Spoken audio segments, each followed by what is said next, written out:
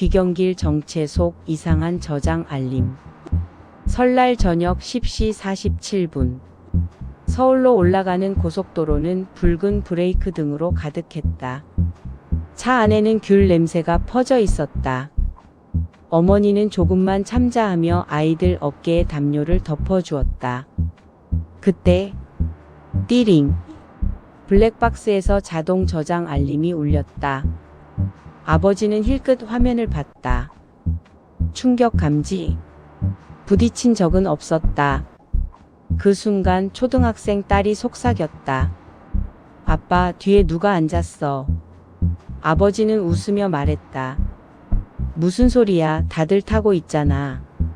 하지만 백미러를 본 순간 아버지의 표정이 굳었다. 아무도 없었다. 집에 도착해 영상을 확인한 가족. 그리고 화면 속 장면. 뒷좌석 가운데 아이들 사이 빈 공간에 검은 코트를 입은 남자가 고개를 숙이고 앉아 있었다.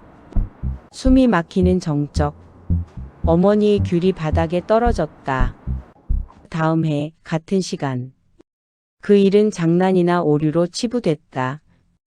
정비소에서는 말했다. 블랙박스 오류일 겁니다. 하지만 1년 후 다시 설날. 같은 고속도로. 같은 시간대. 다시 울린 저장 알림. 집에 돌아와 확인한 영상에는 또 그 남자가 있었다. 이번엔 고개를 살짝 들고 있었다. 얼굴은 아직 흐릿했지만 눈이 젖어 있었다. 딸이 울먹였다. 아빠, 저 사람 우리 보는 것 같아. 아버지의 침묵. 아버지는 점점 말이 없어졌다. 설날이 가까워질수록 예민해졌다. 어머니는 참다 못해 물었다. 혹시 당신이 아는 사람이야? 긴 침묵 끝에 아버지는 말했다. 설날이었어. 그는 20년 전 이야기를 꺼냈다. 폭설이 내리던 설날 밤.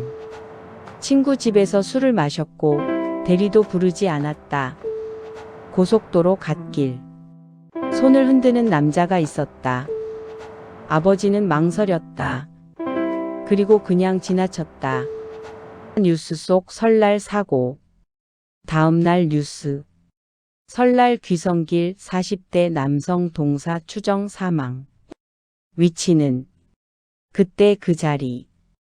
아버지는 그날 이후 그 길을 지날 때마다 시선을 피했다. 내가 멈췄으면. 그는 한 번도 가족에게 말하지 않았다. 그런데 20년 후 그 남자가 매년 설날마다 차에 타고 있었다. 얼굴이 보이기 시작했다. 세 번째 설날. 영상 속 남자의 얼굴이 또렷해졌다. 얼어붙은 속눈썹. 입술은 파랗게 질려 있었다. 그리고 입모양이 익혔다. 왜 그냥 갔어? 차 안 온도가 급격히 떨어졌다. 히터는 최대. 하지만 뒷좌석만. 서리가 꼈다. 아들이 말했다. 아빠, 나 어제 꿈에서 저 사람 봤어. 뭐라고 했어? 태워줘. 이번엔 내려달라고. 차 안에서 들린 소리. 설날 전날 밤. 차는 집 주차장에 세워져 있었다. 시동도 꺼진 상태. 그런데 블랙박스가 또 저장되었다. 영상에는 아무도 없는 주차장.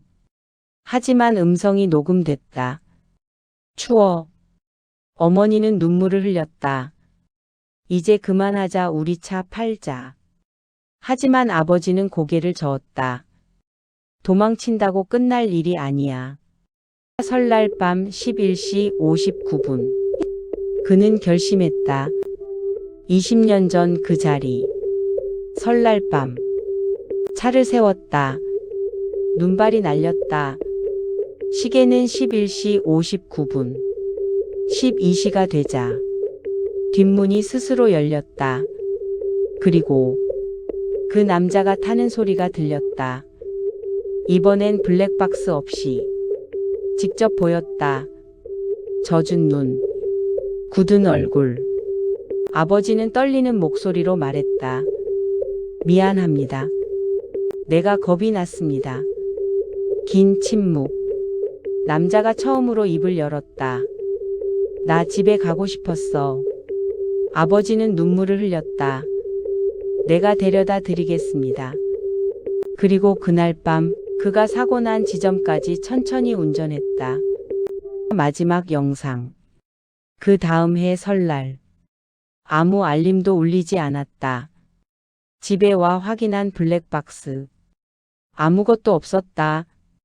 하지만 영상 마지막 3초. 뒷좌석에 귤 한 개가 놓여 있었다. 그리고 창문에 서리로 쓰인 글씨. 고맙다.